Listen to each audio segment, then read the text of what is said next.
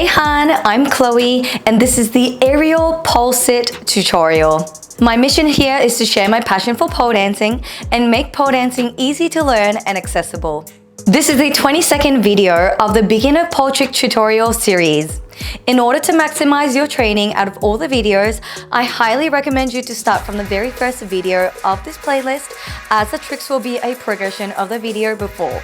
The aerial pole sit is a very versatile trick that you can utilize in a lot of different pole combos and tricks, so we shall break it down today. This video is mirrored for your ease of learning.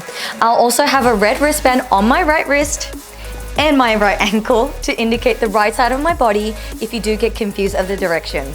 This trick tutorial is created for you for informational and educational purposes only, and for you to enjoy learning pole dancing from the comfort of your own home. Please participate at your own risk and don't work beyond your capability, and seek help or spotting when necessary. For any health concerns, please make sure to seek professional medical advice. Please also make sure you warm up your body before you start this video. I have a warm-up playlist depending on your level under the playlist warm up, so that you can try before you try the tricks. If you enjoy this video, please make sure you give it a thumbs up so that I know to create more of these kinds of videos, and subscribe to my channel if you haven't yet so that you are notified every single week I upload a video. If you're looking to further your pole journey and combining tricks and dance together, then consider signing up for my online learning platform, Pole Art Vault, where we put all the tricks together into a combo and learning an entire routine with combos and dance together. You can find the link in the description below for further information.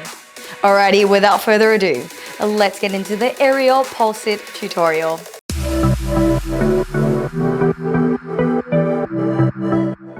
Rightio, let's get into our conditioning. With our conditioning, we are going to do our spinning climb or a static climb, whichever one you prefer. Now, I am going to demonstrate it on a spinning pole, and you shall do it whichever you want to.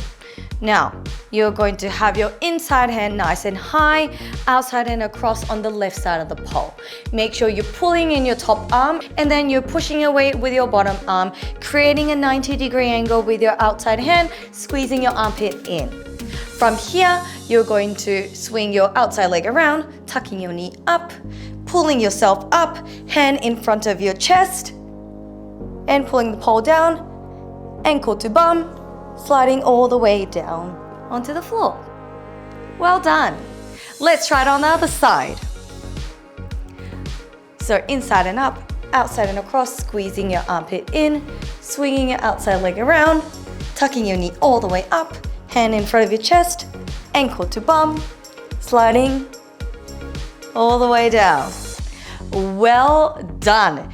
There is your conditioning done for now. Rightio, now let's get into our aerial pole sit tutorial. This is what an aerial pole sit looks like.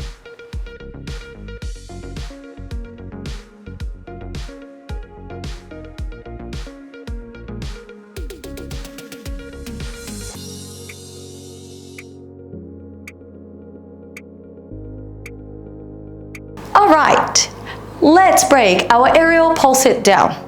Now, with your aerial pole sit, you can obviously do this on a spinning or static pole, whichever one you prefer.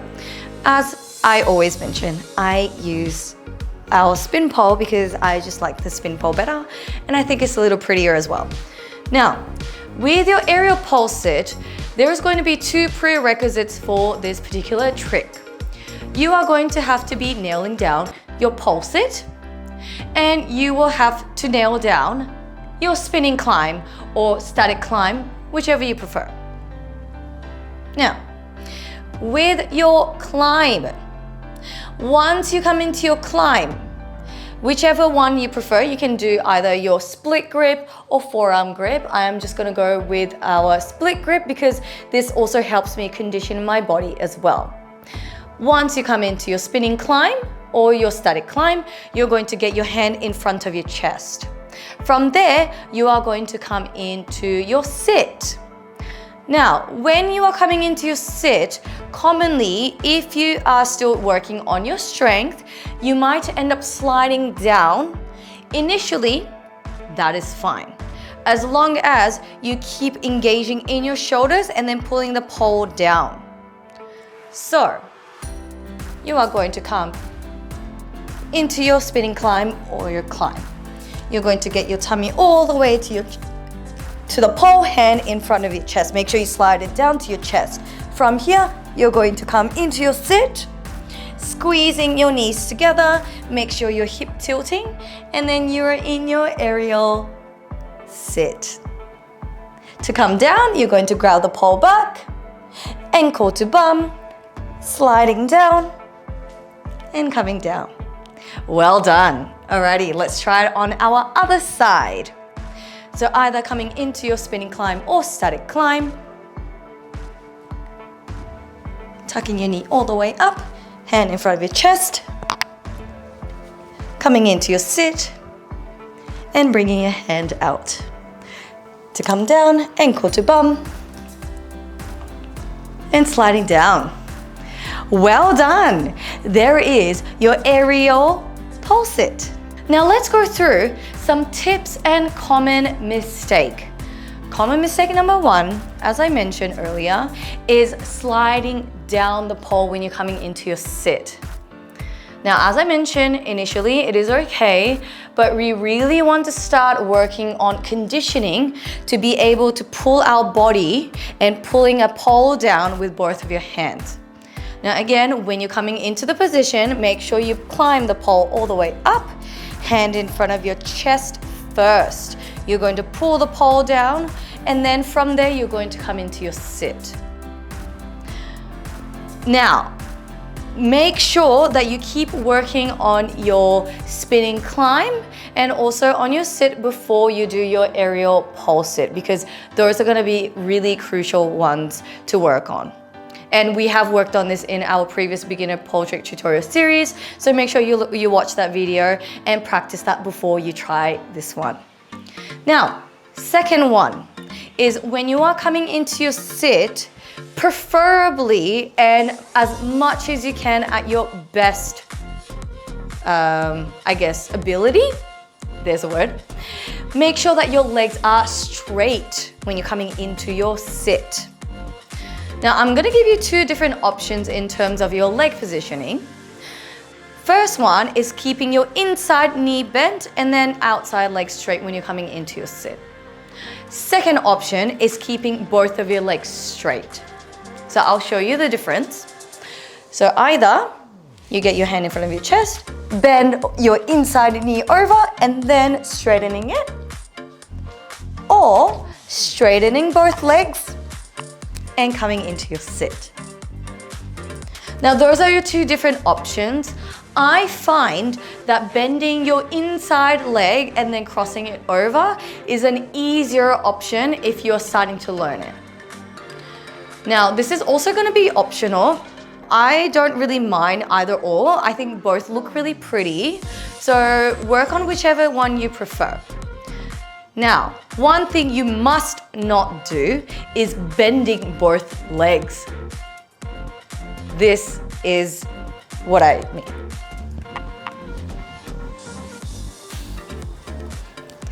Now, when you do that, you kind of look like you've got cockroach legs. It's not as pretty, and you're not really extending your legs. So make sure that you keep working on your leg extensions. Now with your leg extensions, I know it is really hard initially to keep working on them, but if you feel like you need extra conditioning to straighten your legs, then you can also do leg kicks forward, leg kicks sideways, and that's going to help you with your conditioning your legs. Also, a second good option is to go back to your fan kick tutorial that we've done in the past, and that also helps you with leg extensions and working on straight legs. Now, next tip is to make sure that you keep your hip tilted when you're coming into your sit.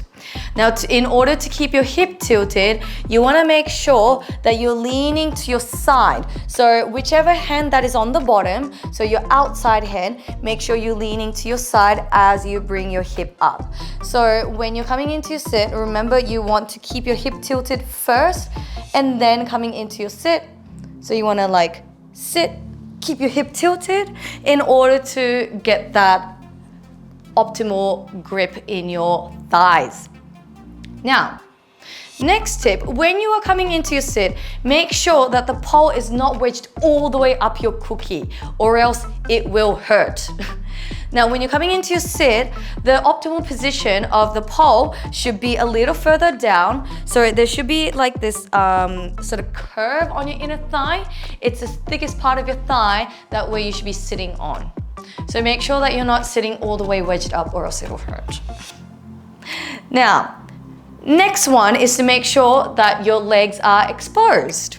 So if you feel like you've got shorts, then you're gonna have to really ride it up. And especially if you have loose shorts, it might sort of slide down as you do your pole sit.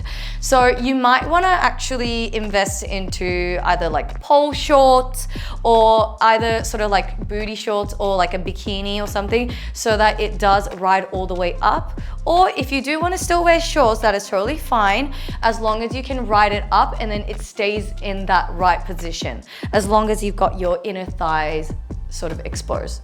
Now, if you are looking into pole shorts like these ones, I've got this one from Lottie Love. It's an Australian pole wear brand.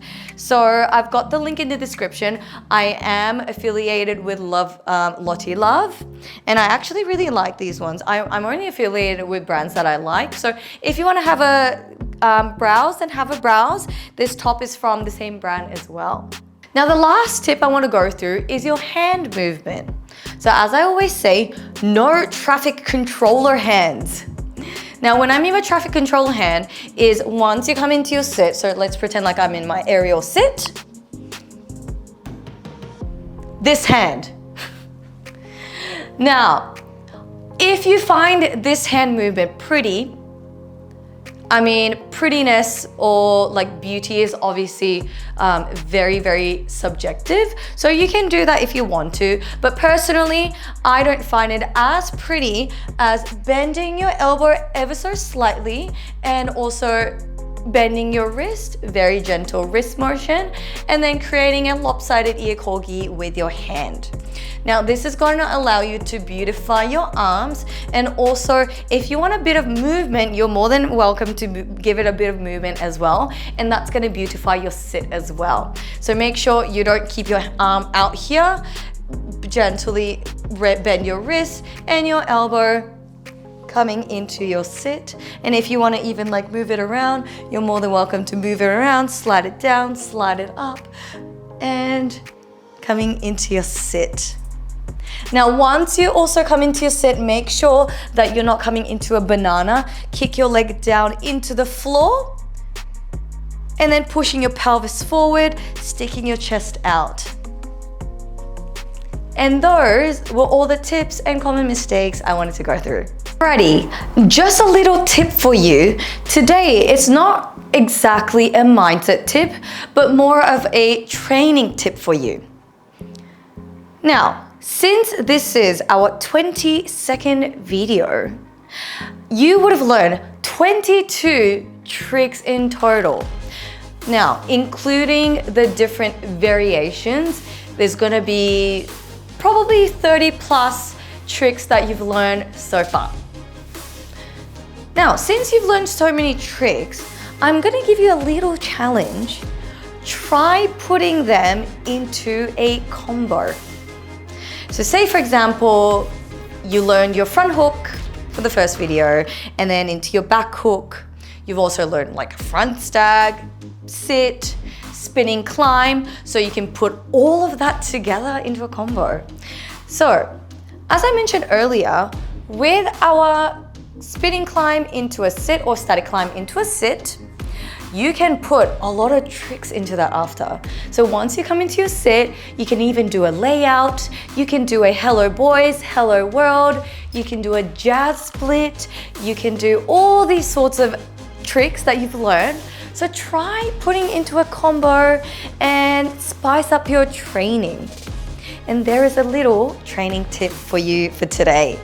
Thank you so much for joining me and Chetty in the aerial pulse it tutorial today. I hope you enjoyed it, and I shall see you in the very next tutorial. Bye, friends!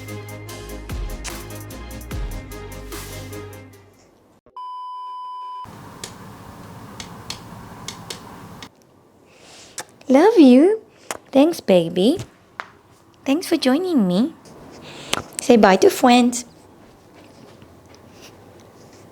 Hi, sweetie. What's up? Would you just jump? Hi, sweetie. Oh, my baby. My sweet boy. What's up?